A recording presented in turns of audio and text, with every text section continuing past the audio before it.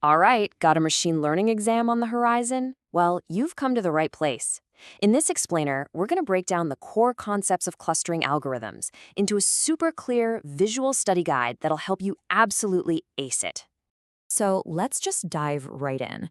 Picture this. Someone hands you this mountain of data, right? But here's the catch. Zero labels. Nothing to tell you what's what. So what do?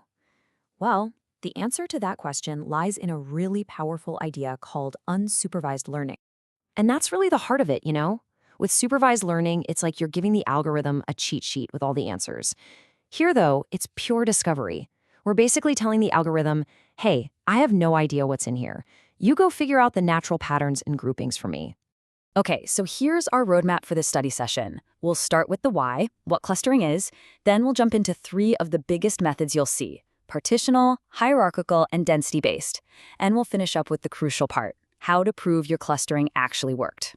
All right, first up, what is clustering? Look, you can think of it as the star player of unsupervised learning.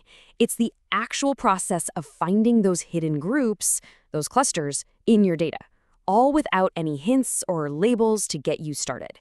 It's basically a digital sorting hat for your data. The goal is super simple, but powerful. You want to maximize how similar things are inside a cluster, and at the same time, maximize how different the clusters are from each other. And this is used everywhere, from sorting customers into marketing groups to finding weird, anomalous behavior on a computer network. Okay, let's get into our first major type of algorithm: partitional methods. The idea here is to slice and dice your data into a specific number of groups that don't overlap. And the most famous one, the one you'll definitely see on your exam, is k-means. And this image, it's the perfect before and after. On the left, you've got this jumbled mess of data. On the right, bam! K-means has worked its magic and sorted them into these nice, neat groups. That's what we're aiming for. So how does it work? It's this really cool 4-step dance. First, you just randomly pick a few points to be the centers. We call them centroids. Then, every other point gets assigned to whichever centroid is closest. Step 3, you update. You move the centroid to the middle of its new group. And you just repeat. Assign, update, until the centroids stop moving around and everything settles down. Okay, pay attention, because this table is pure exam gold. The big takeaway? K-means is fast, but it's super sensitive to outliers because it uses the mean, or the average. One crazy point can pull the whole center off. K-medians and K-medians are the tougher cousins. K-medians is awesome because it uses an actual data point as the center, so no weird imaginary centers. And K-medians uses the median, which naturally ignores those extreme outliers. All right, so partitional methods are cool. They give you these separate little buckets. But what if the story isn't just about the groups, but how the groups are related to each other? For that, we need hierarchical methods. Think of it like building a family tree for your data. And this visual shows the 2 ways you can build that tree. On the left, you have agglomerative. That's bottom up. Every point starts as its own little family, and they slowly merge together. On the right, you have divisive. That's top down. You start with one giant family and start splitting them up. For your exam, you'll probably focus on agglomerative. It's the more common one. The name itself is a hint, right? To agglomerate just means to gather stuff into a group. So you're building up from individuals to one big happy cluster. And the output you get is this awesome tree-like thing called a dendrogram. This is your treasure map. The height on the side tells you how far apart the clusters were when they merged. So you see here, B and C merged really early. They're super similar. But the final merge, way up top, that tells you those 2 big groups were the most different from each other. Okay, so here's the million-dollar question, right? You've got this whole tree. How in the world do you decide how many clusters you actually have? Well, the dendrogram itself gives you the answer. Here's the trick, and it's a great one for exams. You look for the longest vertical line that doesn't get crossed by a horizontal merge. Why? Because a long vertical line means a big jump in distance. It means you merged 2 very different groups. You want to make your cut right before that happens. See here? You draw a horizontal line, and the number of vertical lines you cross, that's your number of clusters. Simple as that. Okay, so K-means and its friends are great if your clusters are nice, round blobs. But what if they're weird shapes, like a crescent moon or a spiral? That's when you need a totally different approach. Enter our third type, density-based clustering, and its champion, DBSCAN.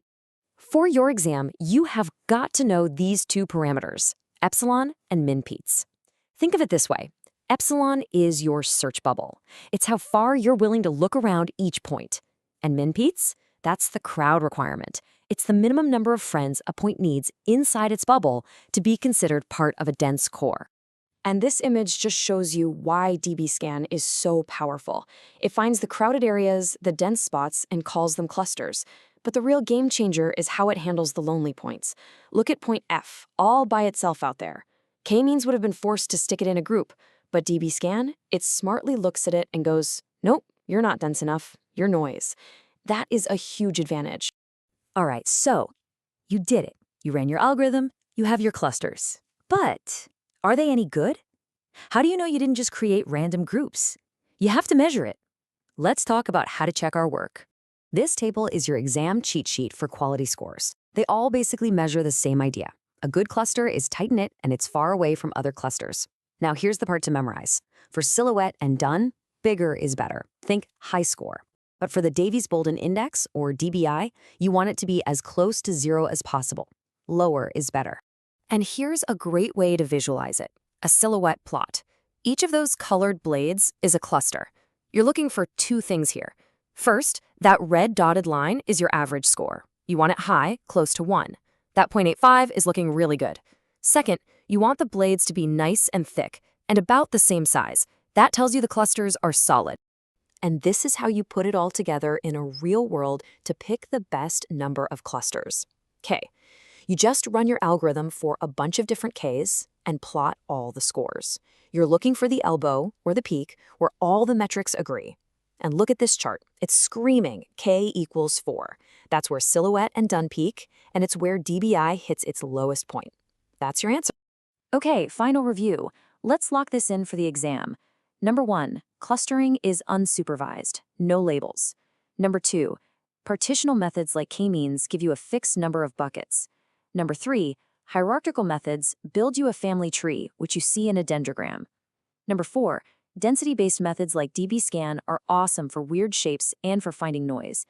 And most important, number 5, always evaluate your clusters with metrics to prove your solution is a good one. And really, that's what this is all about. These aren't just algorithms in a textbook, they're discovery tools. They let you take a dataset that looks like total chaos and find the hidden patterns, the hidden stories inside. Thanks for joining me for this breakdown, and seriously, good luck on your exam.